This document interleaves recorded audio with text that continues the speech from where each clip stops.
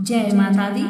नमस्कार दोस्तों, स्वागत है आप सभी का हमारे YouTube चैनल लक्ष्मी शर्मा की कहानियां पर।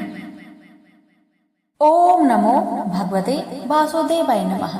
अरे भक्तगणों, आज आप सभी श्रवण करेंगे माघ महीने की कृष्णा पक्ष की सटटीला एकादशी व्रत की 5 पुण्य फल देने वाली कथा एक साथ। इन कथाओं को व्रत करने वाले भक्त व्रत के दौरान एक बार जरूर सुने। कहते हैं कि इन कथाओं को सुने बिना आपका व्रत अधूरा माना जाता है, इसलिए व्रत के दौरान कथा का श्रवण अवश्य करें। भगवान आपकी सभी मनोकामना को पूर्ण करे। तो आइए भक्तगण, कथा की शुरुआत करते हैं। कथा इस प्रकार है। एक समय दाल भव्य ऋषि ने पुलसत्य ऋषि से पूछा कि हे महाराज, पृथ्वी लोक में मनुष्य ब्रह्म हत्या आदि महान पाप करते हैं, पराये धन की चोरी तथा दूसरे की उन्नति देखकर ईर्ष्या करते हैं, साथ ही अनेक प्रकार के व्यसनों में फंसे रहते हैं, फिर भी उनको नरक प्राप्त नहीं होता। इसका क्या कारण है?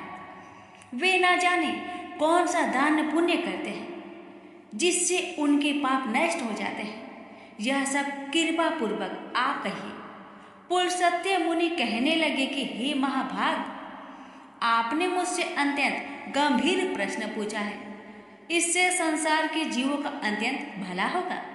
इस भेद को ब्रह्मा, विष्णु, रुद्र तथा इंद्र आदि भी नहीं जानते, परंतु मैं आपको यह गुप्त तत्व अवश्य बताऊंगा। उन्होंने कहा कि माघ मास लगते ही मनुष्य को स्नान आदि करके शुद्ध रहना चाहिए। इंद्रियों को बस में कर काम, क्रोध, लोभ, मोह, ईर्ष्या तथा देश आदि का त्याग कर भगवान का स्मरण करना चाहिए। पुष्य नक्षत्र में गोबर, कपास, तिल मिलाकर उनके कंडे बनाना चाहिए। उन कंडों से 108 बार हवन करना चाहिए। उस दिन मूल नक्षत्र हो और एकादशी तिथि हो तो अच्छे पुण्य देने वाले नियमों को ग्रहण करें। स्नान आदि नित्य क्रिया से निवृत्त होकर सब देवताओं के देव श्री भगवान का पूजन करें और एकादशी व्रत धारण करें। रात्रि को जागरण करना चाहिए। उसके दूसरे दिन धूप, दीप, नैवेद्य आदि से भगवान का पूजन करके खिचड़ी का भोग लगाए। तत्पश्चात पेठा, नारियल, सीताफल या सुपारी का अर्घ देकर स्तुति करनी चाहिए। हे भगवान, आप दीनों को शरण देने वाले हैं। इस संसार सागर में फंसे हुओं का उद्धार करने वाले हैं। हे पुंडरीकाक्ष, हे विश्व भावन, हे सुब्रह्मण्य, हे पूर्वज, हे जगतपति, आप लक्ष्मी जी सहित इस तुच्छ अर्घ को ग्रहण करें। इसके पश्चात जल से भरा कुंड घड़ा ब्राह्मण को दान करें तथा ब्राह्मण को श्यामा गौ और तिल पात्र देने भी उत्तम है। तिल स्नान और भोजन दोनों ही श्रेष्ठ है। इस प्रकार जो मनुष्य जितने तिलों का दान करता है उतने ही 1000 वर्ष स्वर्ग में वास करता है। पहला तिल स्नान, दूसरा तिल का उपटन, तीसरा तिल का हवन, चौथा तिल का तर्पण, पांचवा तिल का भोजन और छठा तिलों का दान। ये तिल के 6 प्रकार हैं। इनके प्रयोग के कारण यह सटटीला एकादशी कहलाती है। इस व्रत के करने से अनेक प्रकार के पाप नष्ट हो जाते हैं। इतना कहकर पुलसत्य ऋषि कहने लगे कि अब मैं तुझसे इस एकादशी की कथा कहता हूँ। एक समय नारद जी ने भगवान श्री विष्णु से यही प्रश्न किया था और भगवान ने जो सटटीला एकादशी का महात्म्य नारद जी से कहा, सो मैं तुमसे कहता हूँ। भगवान ने नारद जी से कहा कि हे नारद, मैं तुमसे सत्य घटना कहूँगा, ध्यान पूर्वक सुनो। प्राचीन काल में मृत्यु लोक में एक ब्राह्मणी रहती थी। वह सदैव व्रत किया करती थी। एक समय वह 1 मास तक व्रत करती रही। इससे उसका शरीर अत्यंत दुर्बल हो गया। यद्यपि वह अत्यंत बुद्धिमान थी, तथापि उसने कभी देवताओं या ब्राह्मणों के निमित्त अन्य धन का दान नहीं किया था। इससे मैंने सोचा कि ब्राह्मणी ने व्रत आदि से अपना शरीर शुद्ध कर लिया है। अब इसे विष्णु लोक तो मिल मिल ही जाएगा, परंतु इसने कभी अन्न का दान नहीं किया, इससे इसकी तृप्ति होना कठिन है। भगवान ने आगे कहा, ऐसा सोचकर मैं भिखारी के भेष में मृत्यु लोक में उस ब्राह्मण के पास गया और उससे भिक्षा मांगी। वह ब्राह्मणी बोली, महाराज किस लिए आए? मैंने कहा, मुझे भिक्षा चाहिए। इस पर उसने एक मिट्टी का ढेला मेरे भिक्षा पात्र में डाल दिया। मैं उसे लेकर स्वर्ग में लौट आया। कुछ समय बाद ब्राह्मणी भी शरीर त्याग कर स्वर्ग में आ गई। उस ब्राह्मणी को मिट्टी का दान करने से स्वर्ग में सुंदर महल मिला, परंतु उसने अपने घर को अन्न आदि सब सामग्रियों से शून्य पाया। वह घबराकर मेरे पास आई और कहने लगी कि भगवान, मैंने अनेक व्रत आदि से आपकी पूजा की, परंतु फिर भी मेरा घर अन्न आदि सब वस्तुओं से शून्य है।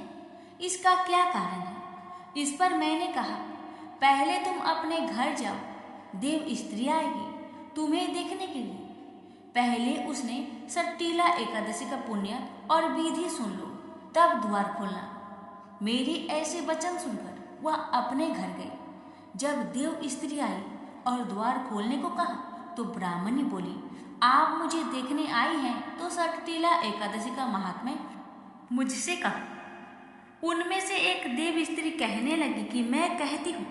जब ब्राह्मणी ने सट्टीला एकादशी का महात्म्य सुना तब द्वार खोल दिया।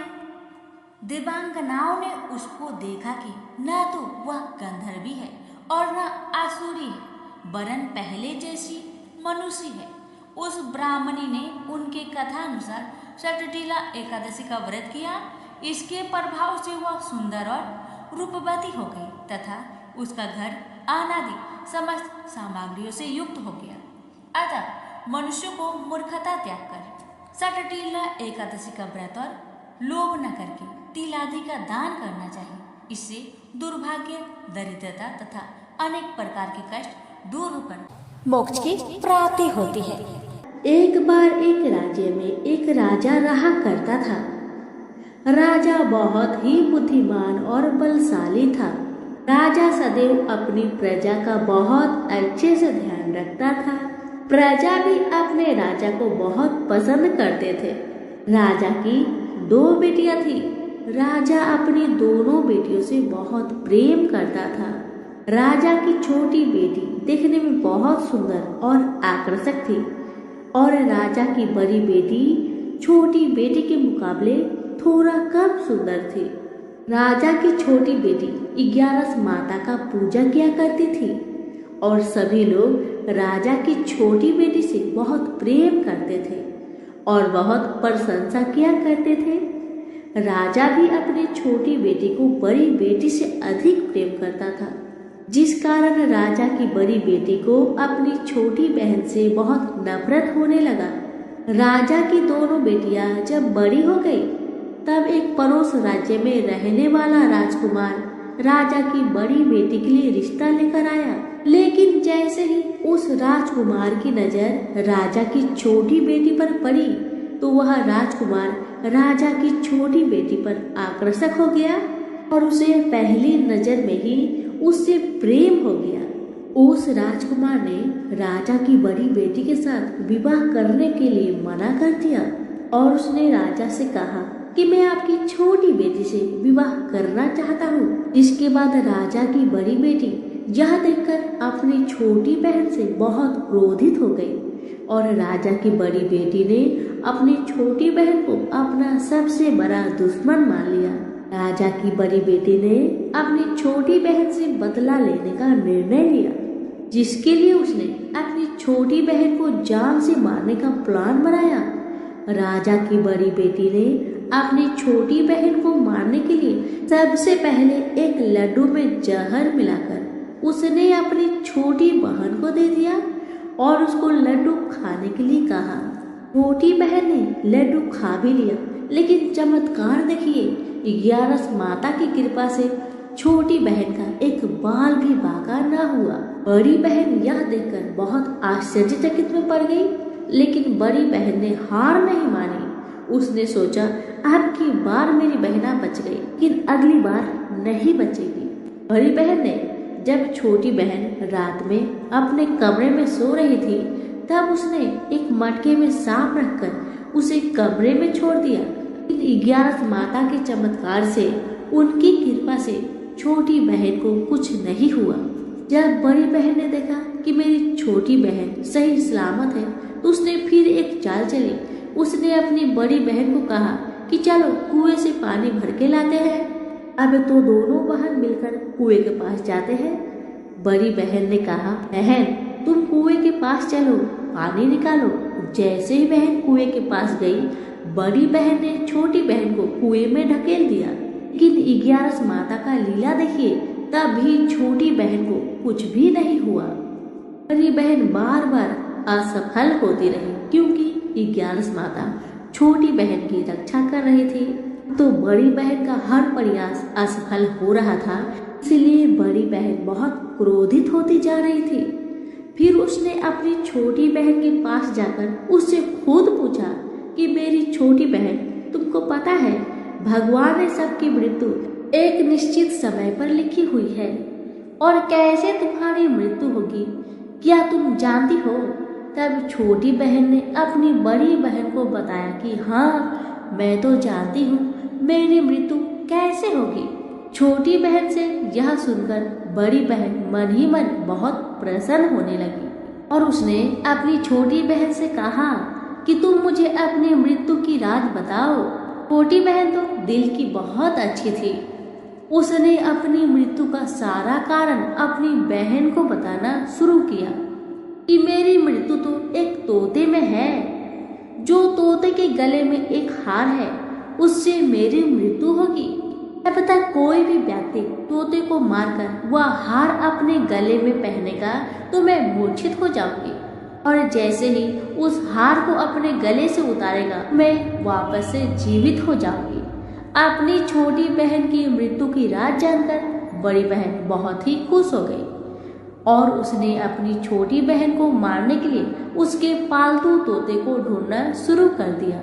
और छोटी बहन को इस बात का आभास हो गया था कि कोई उसकी जान लेना चाहता है, जिसके लिए वह अपने पिताजी के पास गई, और उसने अपने पिताजी से कहा कि पिताजी, मेरी मृत्यु के बाद आप मुझे बुलाइएगा मत, बल्कि आप मुझे अपनी पुरानी वाली हवेली में एक पलंग में लिटाकर छोड़ दीजिएगा।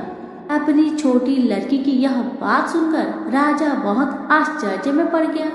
राजा ने अपनी छोटी बेटी से पूछा, बेटी तुम ये क्या कह रही हो?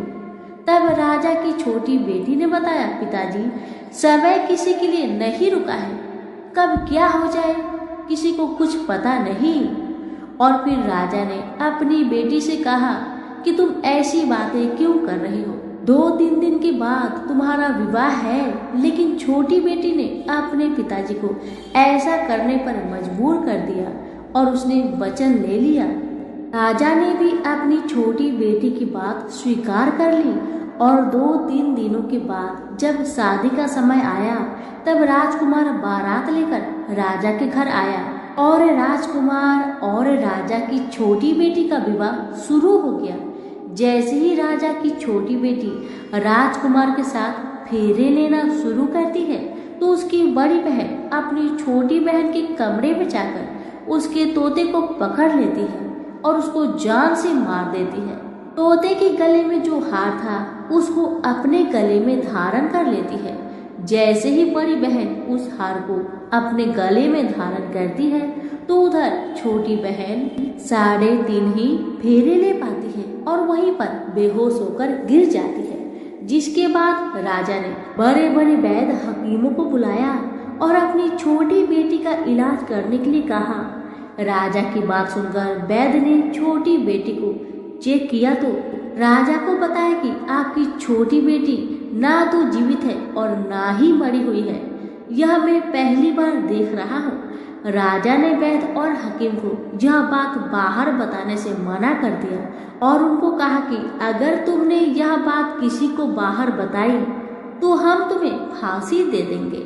राजा ने अपनी छोटी बेटी को पुराने महल में जाकर एक पलंग में लिटा दिया, जैसे उनकी बेटी ने उनसे कहा था, और वहां पर कुछ सैनिक को तैनात कर दिया। वापस अपने महल में आ गया। राजा की बड़ी बेटी अपने पिताजी के पास आई और कहने लगी कि पिताजी, अगर यह शादी संपन्न नहीं हुई तो आपकी इज्जत का क्या होगा? आप कहे तो मैं आपकी इज्जत बचाने के लिए राजकुमार से शादी करने के लिए तैयार हूँ। इसके बाद राजा ने अपनी बड़ी बेटी की बात मान ली और राजा ने बड़ी बेटी को छोटी बेटी की कपड़े पहनाकर मंडप पर भेज दिया।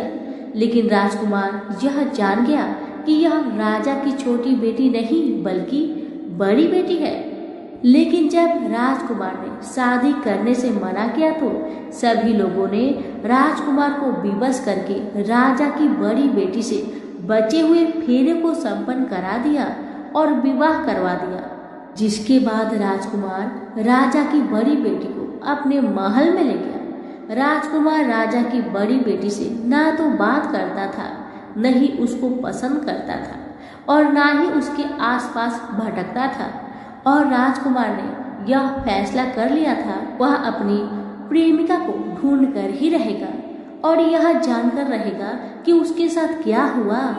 एक दिन राजकुमार अपने घोड़े पर सवार होकर राजा के पुराने महल के पास पहुंच गया, जहां पर उसने कुछ सैनिकों को देखा।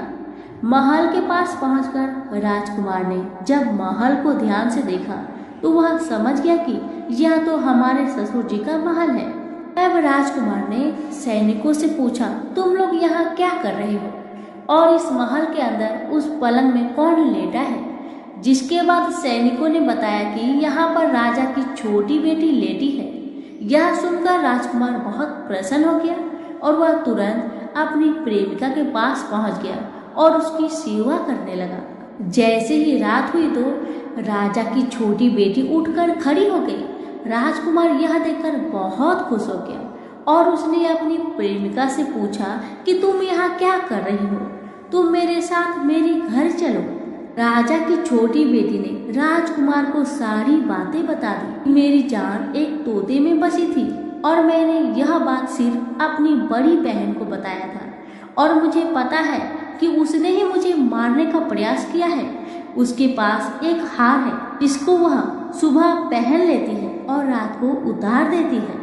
जब तक वह हार को पहने रहती है तब तक मैं मूर्छित रहती हूँ और जैसे ही वह हार को उतार देती है तो मैं जीवित हो जाती हूँ। और जब तक मेरी बड़ी बहन के पास वह हार है तब तक मैं ऐसे ही जीवित और मूर्छित होती रहूंगी। और मेरी बड़ी बहन के पास जो हार है वह मेरे हाथ में लग जाए तो मैं हमेशा के लिए जीवित हो जाऊंगी। राजकुमार यह बात सुनकर राजा की छोटी बेटी के पास रहने का निर्णय ले लिया और उसने अपने बचे हुए सारे फेरे उस पलंग में लेटी राजा की छोटी बेटी के साथ ले लिया और अपना विवाह पूर्ण कर लिया और वहीं पर ही रहने लगा। देखते ही देखते कुछ समय में राजा की छोटी बेटी और राजकुमार की पत्नी पेट से हो गई। एक दिन राजकुमार को किसी काम से बाहर जाना पड़ा। तब छोटी बहन के पेट में बहुत तेज दर्द होने लगा। इसके बाद उसने 11 माता का आह्वान किया, जिसके बाद वहां पर 11 माता प्रकट हुई और उन्होंने अपने भक्तों के दर्द को दूर किया और एक पुत्र की प्राप्ति करवाई। और वहीं पर अचानक से राजकुमार भी आ गया। राजकुमार ने 11 माता को देखा तो वह आश्चर्यचकित हो गया और उसने तुरंत माता को प्रणाम किया। और 11 माता ने राजकुमार से कहा कि जब तुम्हारा बेटा 5 वर्ष का हो जाए तो तुम अपनी पत्नी का हार लाकर इसके गले में डाल देना। और देखते ही देखते राजकुमार और राजा की छोटी बेटी का पुत्र 5 वर्ष का हो जाता है। तो राजकुमार अपने बेटे से कहता है कि बेटा, मैं कुछ काम से बाहर जा रहा हूँ, तुम अपनी माता का ध्यान रखना। और वहाँ से चला जाता है। राजा को बाहर निकलता देख बड़ी बहन के सैनिक देख लेते हैं और बड़ी बहन को जाकर सारी बात बता देते हैं। जिसके बाद बड़ी बहन अपनी छोटी बहन के पुत्र को वहाँ से उठवा लेती है और उसको मरवा देती है। छोटी बेटी के पुत्र के 2 टुकड़े करवा देती है। पहला टुकड़ा चक्की के पास छुपा देती है और दूसरा टुकड़ा अपनी पलंग के नीचे रख देती है। अब 11 माता भिखारी का रूप लेकर आती है।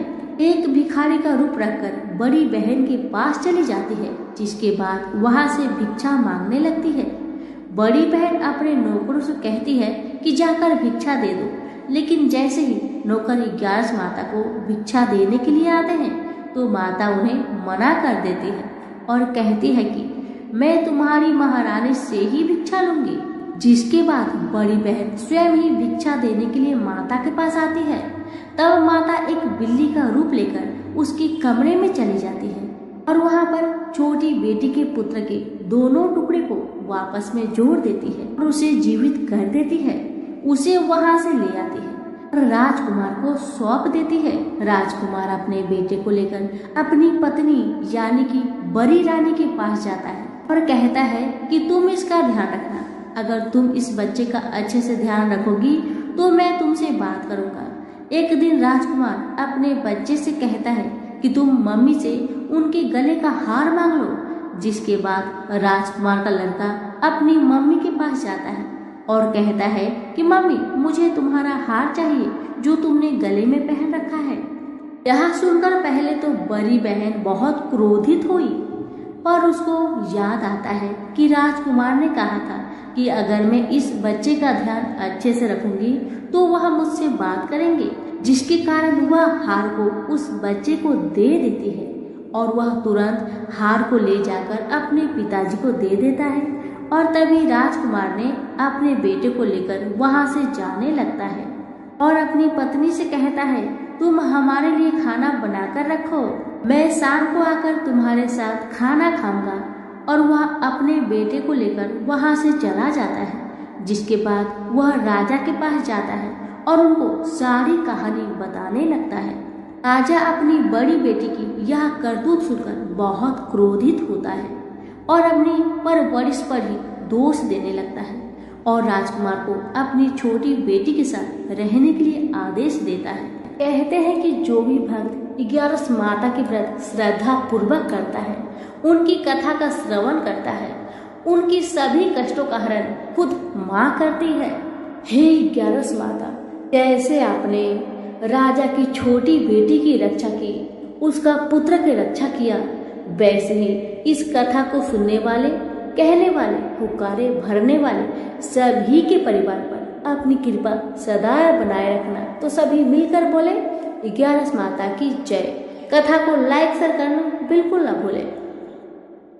अर्जुन ने पूछा, हे केशव, मैं संन्यास एवं त्याग के तत्व पृथक पृथक जानने की इच्छा करता हूँ। श्री कृष्ण बोले, हे पार्थ, कामना वाले कर्मों के त्याग को ज्ञानी लोग संन्यास मानते हैं और अज्ञानी पुरुष फल के त्याग को त्याग कहते हैं। कोई पंडित कर्म को दोष युक्त जानकर त्यागना ठीक कहते हैं। कोई यज्ञ, दान, तप आदि कर्मों को छोड़ने योग्य बताते हैं। हे भारत, त्याग के विषय में मेरा ऐसा मत है कि त्याग 3 प्रकार के हैं। यज्ञ, दान, तप आदि कर्मों को नहीं त्यागना चाहिए। ये सब कर्म आसक्त और फल को त्याग कर करने चाहिए। मेरे निश्चय मत यही है जो सर्वोत्तम है। अपनी नियमित कर्मों का त्यागना उचित नहीं है। यह मोह बस ऐसा किया जाए तो वह तामस त्याग है। कर्म दुखप्रद है, यह विचार कर एवं शरीर के कलेश के भय से जो त्याग करता है उसे त्याग का फल नहीं मिलता। यह राजस त्याग कहलाता है। हे अर्जुन, अपना नियमित कर्म अवश्य करने योग्य है। फल तथा आसक्त को त्याग कर जो कर्म किया जाता है वह सात्विक कर्म है।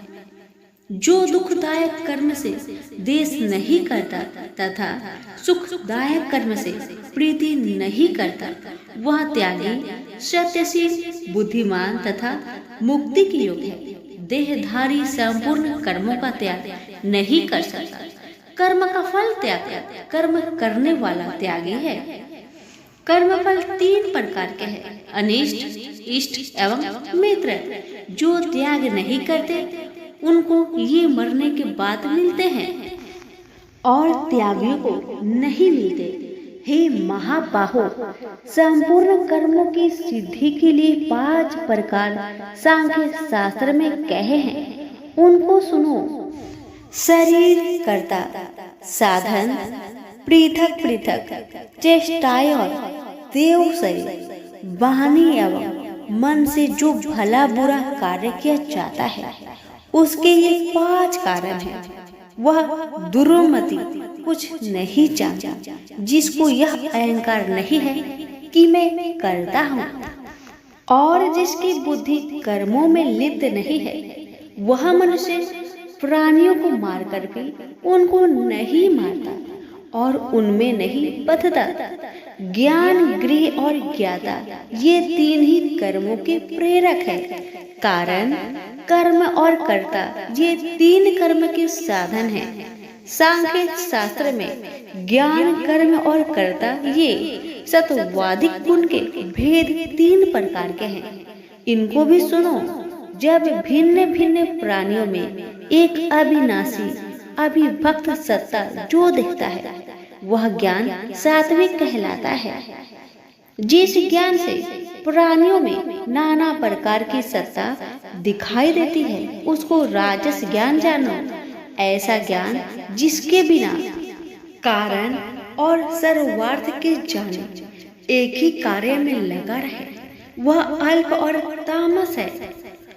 फल की इच्छा ना करके जो नित्य कर्म संग देश को त्याग कर किया जाता है, जो फल की इच्छा एवं अहंकार से बड़े यत्न से किया जाता है, वह राजस कर्म है।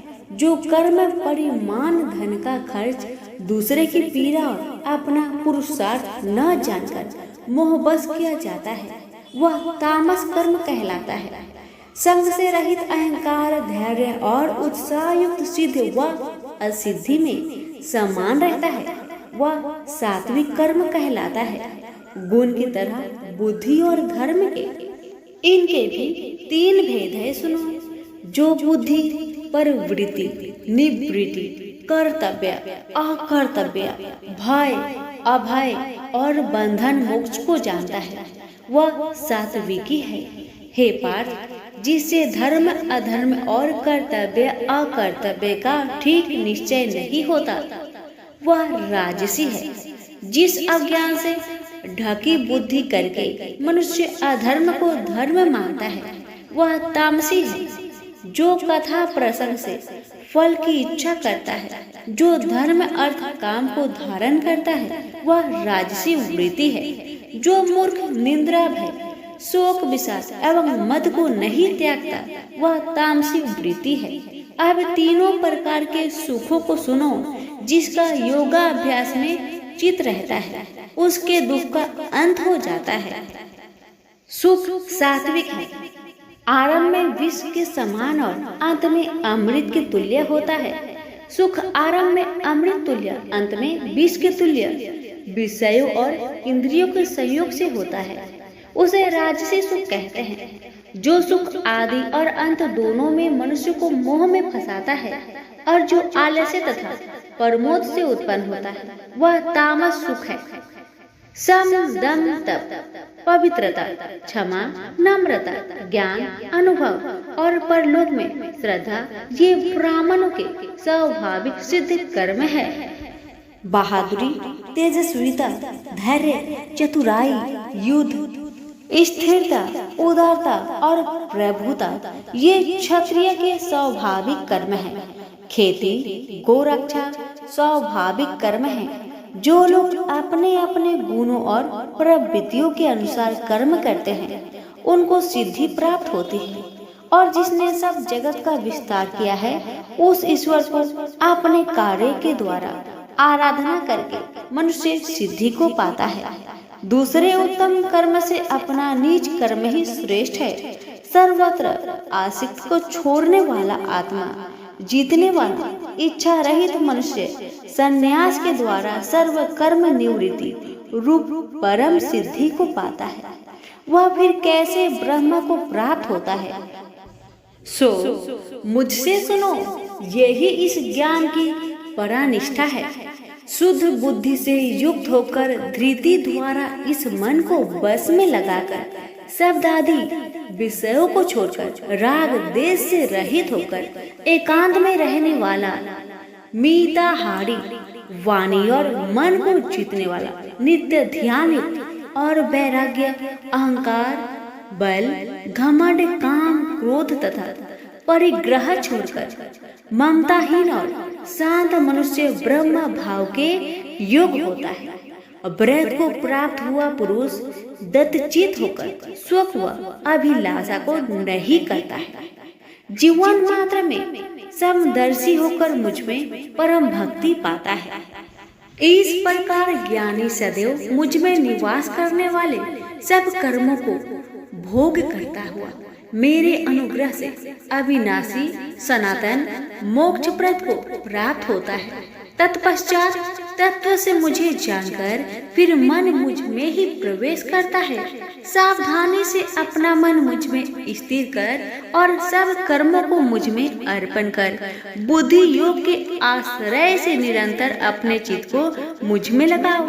मेरे में चित्त लगाकर मेरी कृपा से दुर्गम कष्टों से तर जाओगे। यदि अहंकार से मेरी बात सुनोगे तो नष्ट हो जाओगे। यदि अहंकार का आश्रय लेकर युद्ध नहीं करूंगा ऐसा मानते हो तो यह तुम्हारा निश्चय झूठा है, क्योंकि स्वभाव तुम्हें युद्ध करवाएगा।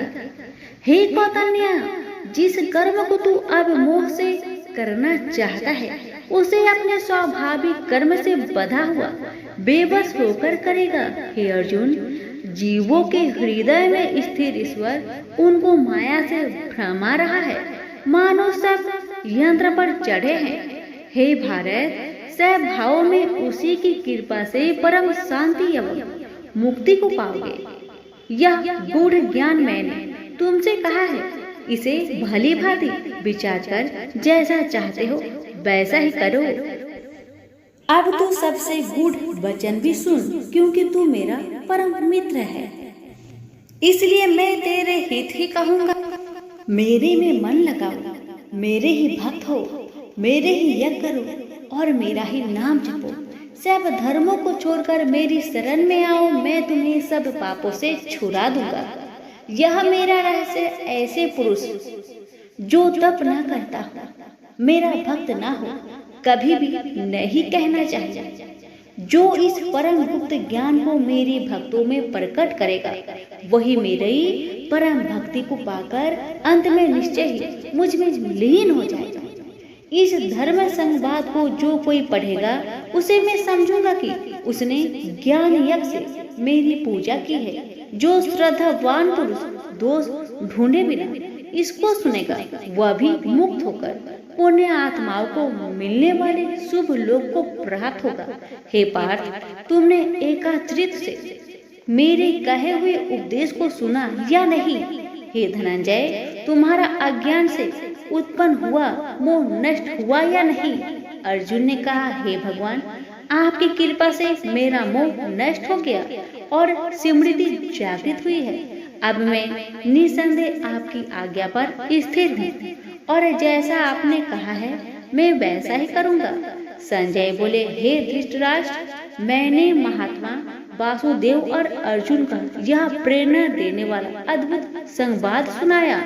व्यास जी की कृपा से साक्षात योगेश्वर श्री कृष्ण जी के मुख से इस परम संवाद को मैंने सुना। हे राजन, श्री कृष्ण और अर्जुन के इस अद्भुत पुण्य कारक संवाद को स्मरण करके मन बार बार प्रसन्न होता है। श्री कृष्ण भगवान के उस अद्भुत रूप को स्मरण करके मुझे बड़ा ही विस्मय होता है। हे राजन, मैं बारंबार प्रसन्न होता हूँ। मेरी ऐसा धारणा है कि जहाँ योगेश्वर भगवान श्री कृष्ण है और जहाँ पार्थ जैसा धनुर्धर है वही राजलक्ष्मी, विजय, ऐश्वर्य और अटल नीति है। सभी प्रेम से बोलिए श्री कृष्ण भगवान की जय हो। एक समय की बात है कि विष्णु भगवान का विवाह लक्ष्मी जी के साथ निश्चित हो गया। विवाह की तैयारी होने लगी। सभी देवताओं को निमंत्रण भेजे गए, परंतु गणेश जी को निमंत्रण नहीं दिया गया। कारण जो भी रहा हो, अब भगवान विष्णु की बारात जाने का समय आ गया। सभी देवता अपनी पत्नियों के साथ विवाह समारोह में आए। उन सब ने देखा कि गणेश जी कहीं दिखाई नहीं दे रहे हैं। तब वे आपस में चर्चा करने लगे कि क्या गणेश जी को नहीं न्योता गया है या स्वयं गणेश जी नहीं आए हैं। सभी को इस बात पर आश्चर्य होने लगा। तभी सबने विचार किया कि विष्णु भगवान से ही इसका कारण पूछा जाए। विष्णु भगवान से पूछने पर उन्होंने कहा कि हमने गणेश जी के पिता भोलेनाथ महादेव को न्योता भेजा है। यदि गणेश जी अपने पिता के साथ आना चाहते हैं तो आ जाए, अलग से न्योता देने की कोई आवश्यकता भी नहीं है। दूसरी बात यह है कि उनको 1.25 मन मूंग, 1.25 मन चावल, 1.25 मन घी और 1.25 मन लड्डू का भोजन दिन भर में चाहिए। यदि गणेश जी नहीं आएंगे तो कोई बात नहीं, दूसरे के घर जाकर इतना सारा खाना पीना अच्छा भी नहीं लगता। इतनी बात कर ही रहे थे कि किसी एक ने सुझाव दिया, यदि गणेश जी आ भी जाए तो उनको द्वारपाल बनाकर बैठा देंगे कि आप घर का ध्यान रखना। आप तो चूहे पर बैठकर धीरे धीरे चलोगे तो बारात से बहुत पीछे रह जाओगे। यह सुझाव भी सबको पसंद आ गया तो विष्णु भगवान ने भी अपनी सहमति दे दी। होना क्या था, इतने में ही गणेश जी वहां आ पहुंचे और उन्हें समझा बुझाकर घर की रखवाली करने बैठा दिया गया। बारात चल दी। तब नारद जी ने देखा कि गणेश जी तो दरवाजे पर ही बैठे हुए हैं, तो वे गणेश जी के पास गए और रुकने का कारण पूछा। गणेश जी कहने लगे कि विष्णु भगवान ने मेरा बहुत अपमान किया है। नारद जी ने कहा कि आप अपनी मूषक सेना को आगे भेज दीजिए तो वह रास्ता खोद देगी, जिससे उनके वाहन धरती में धंस जाएगी। तब आपको सम्मान पूर्वक बुलाना ही पड़ेगा। अब तो गणेश जी ने अपनी मूषक सेना जल्दी से आगे भेज दी और सेना ने जमीन पोली कर दी। जब बारात वहां से निकली तो रथों के पहिए धरती में धंस गए। लाख कोशिश करे परंतु पहिए न निकले। सभी ने अपने अपने उपाय किए परंतु पहिए तो नहीं निकले, बल्कि जगह जगह से टूट गए। किसी की समझ में नहीं आ रहा था कि अब क्या किया जाए। तब तो नारद जी ने कहा, आप लोगों ने गणेश जी का अपमान करके अच्छा नहीं किया। यदि उन्हें मनाकर लाया जाए तो आपका कार्य सिद्ध हो सकता है और यह संकट टल सकता है।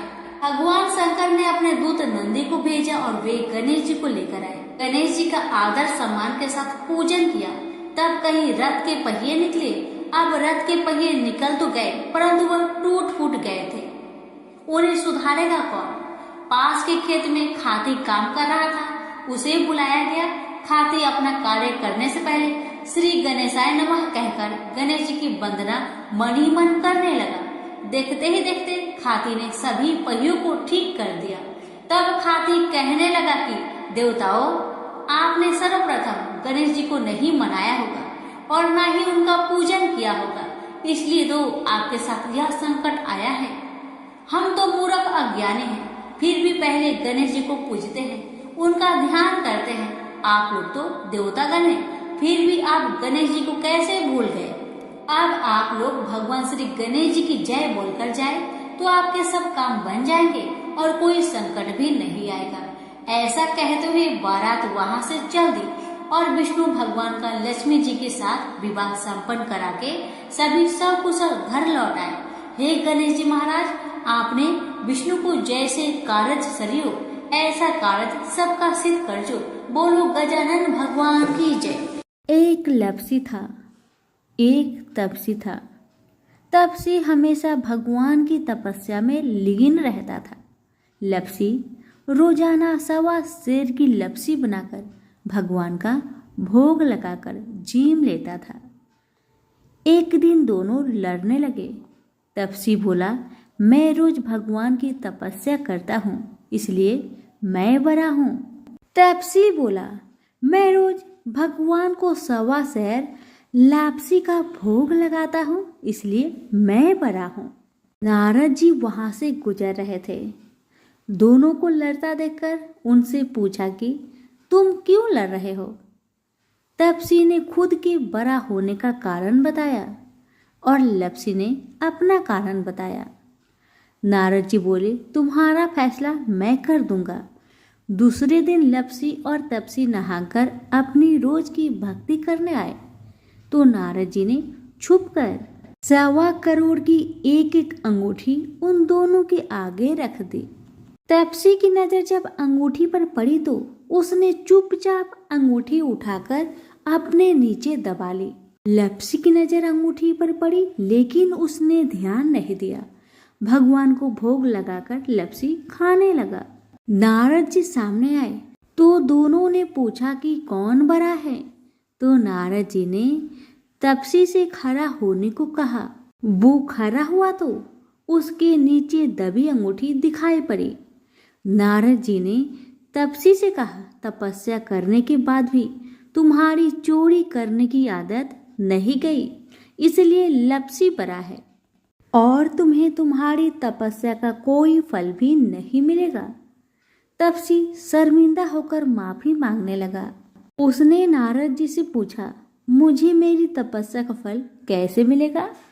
नारद जी ने कहा, यदि कोई गाय और कुत्ते की रोटी नहीं बनाएगा तो फल तुम्हें मिलेगा।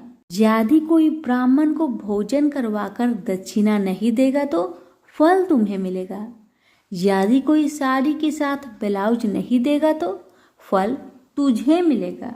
यदि कोई दिए से दिया जलाएगा तो फल तुझे मिलेगा। यदि कोई सारी कहानी सुने लेकिन तुम्हारी कहानी नहीं सुने तो फल तुझे मिलेगा। उसी दिन से हर व्रत कथा कहानी के साथ लप्सी तपसी की कहानी भी सुनी और कही जाती है। तो प्रेम से बोलिए विष्णु भगवान की जय। धन्यवाद।